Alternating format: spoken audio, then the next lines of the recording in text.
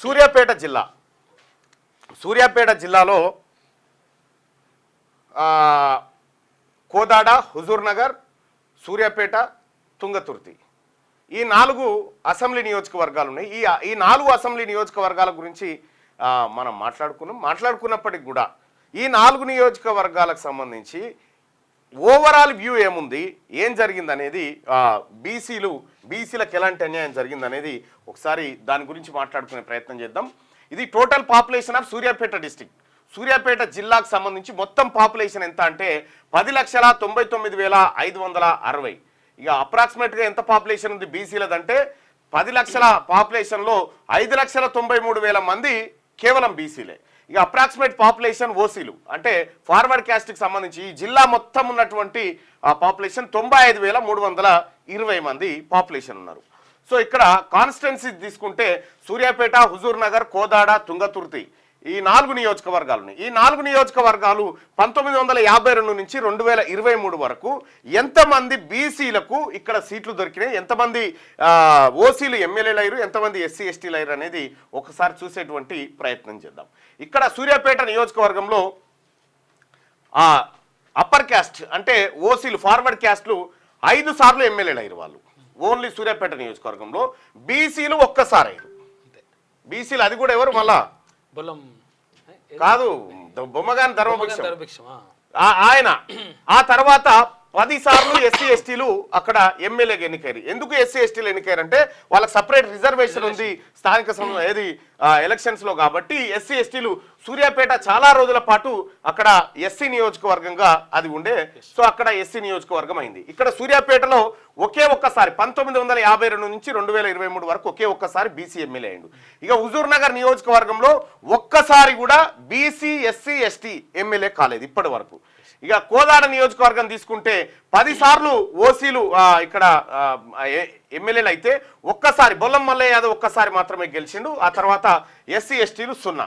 ఇక తుంగతుర్తి నియోజకవర్గానికి వస్తే తుంగతుర్తిలో 9 సార్లు ఓసీలు గెలిస్తే ఒక్కసారి కూడా బీసీ గెలవలేదు. ఆ తర్వాత ఎస్సీలు 4 సార్లు అక్కడ విజయం సాధించడం జరిగింది. మొత్తం సూర్యాపేట జిల్లాను 1952 నుంచి 2023 వరకు ఒకసారి జల్లెడబడితే మొత్తం ఓసీలు ఏంటంటే ఇక్కడ 29 సార్లు, ఈ అన్ని నియోజకవర్గాల్లో 29 సార్లు ఓసీలు రెడ్డిసు, వెలమాసు వీళ్ళందరూ కలిసి 29 మాటల ఎమ్మెల్యేలు అయ్యారు. ఇక బీసీలు మొత్తం 1952 నుంచి 23 దాకా ఈ 4 నియోజకవర్గాల్లో కేవలం 2 సార్లు మాత్రమే ఎమ్మెల్యేలు అయ్యారు. అది ఒకటి బొమ్మగాని ధర్మభిక్షం అయితే రెండోది బొల్లం మల్లయ్య యాదవ్.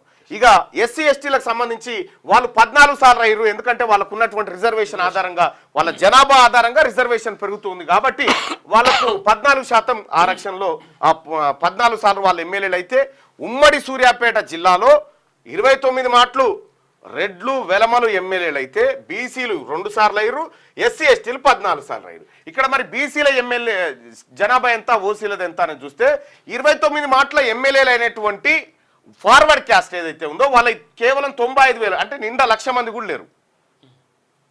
నిండా 1,00,000 మంది లేనటువంటి వాళ్ళు 29 సార్ల ఎమ్మెల్యేలు అయితే 5,93,762 మంది ఉన్నటువంటి బీసీలు 1952 నుంచి 23 వరకు అంటే దాదాపుగా ఒక 70 ఏళ్ల పాటు 70 ఏళ్ల నుంచి కేవలం 2 మాత్రమే ఎమ్మెల్యేలు అయ్యారు. 70 ఏళ్ల నుంచి. ఇక్కడ ఎస్సీ ఎస్టీలు 14 సార్లు అయ్యారు. ఇక్కడ చూసుకుంటే since 1952 the election took place 45 times, 45 సార్లు ఎమ్మెల్యే ఎలక్షన్లు అయినాయి ఈ నియోజకవర్గాల్లో. ఇక అవుట్ ఆఫ్ 45 ఓసీలు ఎంత అంటే 29 సార్లు ఓసీలు గెలిస్తే బీసీలు 2 సార్లు గెలిచిరు. ఇక 65% ఎమ్మెల్యేలు సూర్యాపేట జిల్లాలో మొత్తం ఓసీ నుంచే అయ్యారు. వాళ్ళ జనాభా ఎంత అంటే 4.5% కేటగిరీ, 4.5 బీసీ కేటగిరీ. 4.5% బీసీలు అయితే 65% అప్పర్ క్యాస్టే అయ్యారు. ఇక బీసీలకు సంబంధించినటువంటి విషయానికి ఒకసారి చూస్తే ఇక గిజ్జుడు లోకల్ బాడీస్లో జెడ్పీటీసీలు ఎట్లా ఉన్నారు, ఏ నియోజకవర్గంలో ఏందనేది ఒక్కసారి చూస్తే సూర్యాపేటలో బీసీ జెడ్పీటీసీ ఒక్కడే, హుజూర్ నగర్లో 0, కోదాడలో 1, తుంగతుర్తిలో 3. ఇక్కడ రిజర్వ్డ్. ఇక్కడ 11 సార్లు ప్రస్తుతం ఉన్నటువంటి ఈ జిల్లాకు సంబంధించి 11 సార్లు ఓసీలు జెడ్పీటీసీలు అయితే బీసీలు వాళ్ళ ఏది రిజర్వేషన్ ఆధారంగానే ఈ 5 సార్లు అయ్యారు. ఇక ఎస్సీ ఎస్టీలు 10 సార్లు అయ్యారు. ఇక్కడ 8.6% ఆఫ్ ఓసీ రిప్రజెంటేటింగ్ 11 సీట్స్ 8.6% ఉన్నటువంటి ఓసీలు 11 సీట్లను రిప్రజెంట్ చేస్తే 54% ఉన్నటువంటి బీసీలు 1 సీటును రిప్రజెంట్ చేస్తూ ఉన్నారు. ఇగో ఇది సూర్యాపేట ఉమ్మడి జిల్లాలో బీసీ సమాజానికి బీసీ ప్రజలకు తెలవాల్సిన విషయం ఏంటంటే ఇగో ఇది జరిగినటువంటి కార్యక్రమం 1952 నుంచి 70 ఏళ్ల పాటు జరిగినటువంటి పొలిటికల్ దోపిడీ. ఇప్పుడు వాస్తవానికి ఇవి ఇక్కడ ఉండాలి, ఇది ఇక్కడ ఉండాలి. కానీ ఇప్పుడు బీసీల బఫర్ జోన్లోకి బీసీల ఎఫ్టీఎల్లోకి ఈ ఓసీలు వచ్చి ఎమ్మెల్యే సీట్లు ఎత్తుకొని పోయారు. ఓట్లెవరి మళ్ళా అంటే కంప్లీట్గా 5,93,762 బీసీలే, దాదాపు 6 లక్షల ఓట్లు బీసీలై 95,000 ఓట్లు ఓసీలై. ఇక్కడ 95,000లో కూడా మళ్ళీ కేవలం 1-2 వెలమ రెడ్డి ఆ తర్వాత ఇంకా అంతే ఉంటారు. ఇక వీళ్ళిద్దరు తప్ప ఎవరు కాలే. వాస్తవానికి వైశ్యుల జనాభా, బ్రాహ్మణుల జనాభా, వీళ్ళ ఏ జనాభా కూడా దీంట్లో లేదు. వాళ్ళకు కూడా తీరని అన్యాయమే జరిగింది. ఉమ్మడి నల్గొండ జిల్లా నుంచి ఒకే ఒక్కడు వైశ్య కుటుంబం నుంచి కోమటి సామాజిక వర్గం నుంచి రేపాల శ్రీనివాస్ ఒక్కడే మిర్యాలగూడకి ఎమ్మెల్యే అయ్యాడు. ఆ తర్వాత ఎవ్వరు కాలే. ఇప్పుడు మంచి గట్టి పట్టున్నది. అయితే ఇక్కడ విషయం ఏంటంటే ఓసీల్లో వెలమల జనాభా కేవలం 1,02,000 మంది ఈ తెలంగాణ రాష్ట్రంలో. అదే ఏది కోమటి సామాజిక వర్గానికి సంబంధించిన వైశ్యుల జనాభా ఎంత అంటే 4,50,000. ఈ లక్ష మంది లేనటువంటి వెలమలు 10 మందో 12 మందో ఉన్నారు అసెంబ్లీలో. ఈ 4.5 లక్షలు ఉన్నటువంటి వైశ్యులు ఒక్కడున్నాడు, ధన్పాల్ సూర్యనారాయణ గుప్తా, నిజామాబాద్ అర్బన్లో ఒకే ఒక్కడున్నాడు. వాస్తవానికి ఇందులో ఏది వైశ్యుల వాటా ఉండే, బ్రాహ్మణుల వాటా ఉండే, వీళ్ళకేవీ లేవు. కేవలం వీళ్ళు మాత్రమే ఇక్కడ వీళ్ళు మాత్రమే. వీళ్ళ జనాభా చాలా తక్కువ జనాభా ఓవరాల్. ఇక్కడ ఈ సూర్యాపేట జిల్లాలో ఉమ్మడి నల్గొండ జిల్లాలో ఉన్నటువంటి మొత్తం వివరాలన్నీ మళ్ళీ రేపటెల్లుండి చూసుకుందాం. ఈ 4 నియోజకవర్గాలది మాత్రం మనం ఇవాళ చూస్తే బీసీలేమో దాదాపు 6 లక్షలు ఉన్నారు.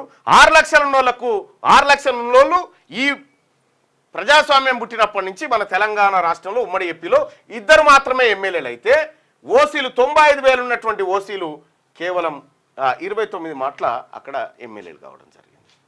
సో ఇక్కడ విషయం మనం గమనించాల్సింది ఏంటంటే ఇక్కడ ఓసీల్లో కూడా ఈ ఫలితాలు అందరికి పోతలేవు. మళ్ళీ కొంతమంది క్యూ న్యూస్ ఛానల్లో పనిచేయటకు అనుభవం గల సీనియర్ డిజిటల్ మార్కెటింగ్ వారు కావాలను సంప్రదించవలసిన నెంబర్ 8688926084. qnewsads@gmail.com ను సంప్రదించండి. లైక్ చేయండి.